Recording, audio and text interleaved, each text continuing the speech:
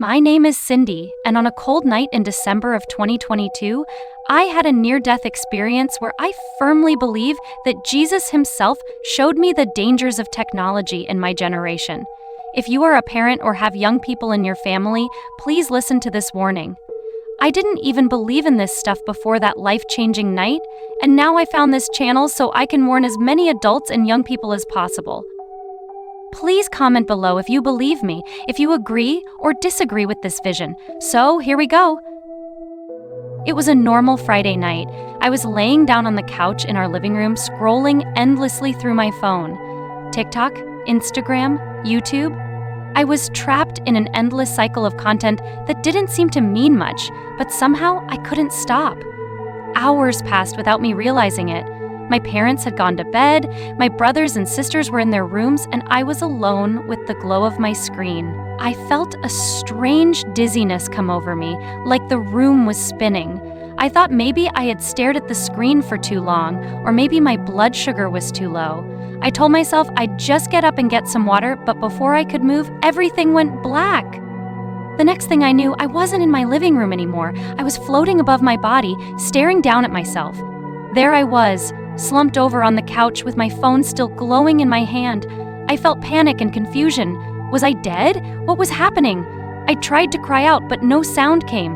That's when a blinding light filled the room, cutting through the darkness like nothing I'd ever seen. I turned to look, and there he was. He didn't look like the pictures in church or the paintings you see in Sunday school. He was more radiant, more powerful, and more real than anything I had ever known. His presence wasn't just light, it was love and authority all wrapped into one. I wanted to fall to my knees, but I couldn't move. "Come," he said, extending his hand toward me. His voice was calm, but it carried weight that left no room for argument. Without hesitation, I reached out and took his hand. The moment I did, the room disappeared and we were standing in what felt like a void. It wasn't empty, though. All around us were glowing screens hovering in midair. Phones, tablets, computers, TVs, even VR headsets. They weren't just devices. They were alive with something dark and sinister. Faces stared back at me from those screens, millions of them, but their eyes were blank. It was like they were hypnotized. Jesus gestured toward the screens. "This is the battlefield," he said, his voice filled with both sorrow and urgency. "The enemy has made this his primary weapon against your generation, millennials, Gen Z, and Gen Alpha. He knows your potential. He knows what you could accomplish for my kingdom, so he is working to destroy you." I didn't understand. But how? It's just technology. It's just entertainment. Jesus turned and looked at me, and I'll never forget the sadness in his eyes. "It started that way," he said, "but what you see as harmless is far from it. The enemy uses these screens to enslave hearts, minds, and souls. Technology was meant to be a tool, but it has become a trap." I looked closer at the screens and saw chains extending from them. The chains wrapped around people's wrists, necks, and even their hearts. Some people were shackled so tightly they could barely move. Each chain had a word written on it: comparison, anxiety, lust, distraction, pride, envy. The words burned into my mind. "They don't even know they're chained," I whispered. "That's the enemy's greatest trick," Jesus replied, "to enslave them without their knowledge." As I stared at the screens, they suddenly turned red. Flames flickered at the edges, and I saw a terrifying symbol glowing on every screen. It wasn't just on the devices, though. It started to appear on people's foreheads and hands, as if being burned into their skin. "What is that?" I asked, my voice shaking. Jesus looked at me with a seriousness that made my heart stop. "It is not yet the mark of the beast," he said, "but it is conditioning them to accept it. The enemy is preparing their hearts to worship him instead of me. They are being trained to value convenience, approval, and instant gratification above all else. When the time comes, they will accept the mark without question." I couldn't breathe. I thought about how many hours I had spent staring at my phone, how many times I had felt worthless because of what I saw online.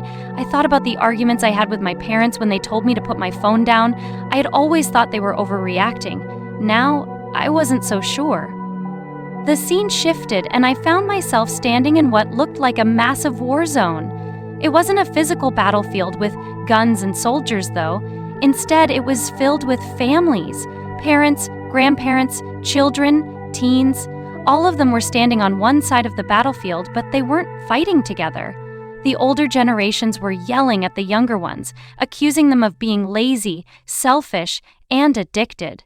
The younger generations were yelling back, blaming their parents for not understanding or for creating the very problems they were dealing with. Meanwhile, the enemy stood in the shadows, laughing as he spread division. "They are supposed to be united," Jesus said, his voice heavy with sadness. "But the enemy has turned them against each other.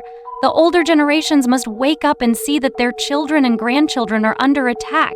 They must fight for them, not against them." "How?" I asked. "What can they do?" "They must pray," Jesus said. "They must teach my word. They must set an example by putting me above all else, even their own distractions. Many of them have been lulled to sleep by the same devices." I looked around and saw older people glued to their phones too, scrolling through news or playing games while their children wandered into the darkness. The next thing I saw broke my heart. It was a church service, but it wasn't like any church I had ever been to. The sanctuary was filled with people, but most of them weren't paying attention. Some were scrolling on their phones during worship. Others were taking selfies during the sermon. The pastor was preaching passionately, but his words seemed to fall on deaf ears. The glow of screens filled the room like an artificial light, drowning out the presence of God. "This is my house," Jesus said, his voice trembling with both anger and sorrow. "But it has become a marketplace for distractions. My people no longer seek me with their whole hearts. They seek entertainment, validation, and convenience." I wanted to scream, to cry, to shake everyone awake, but I couldn't. I turned to Jesus, desperate for answers. "What can I do?" I asked. "I'm just a kid." Jesus placed his hand on my shoulder and his eyes met mine.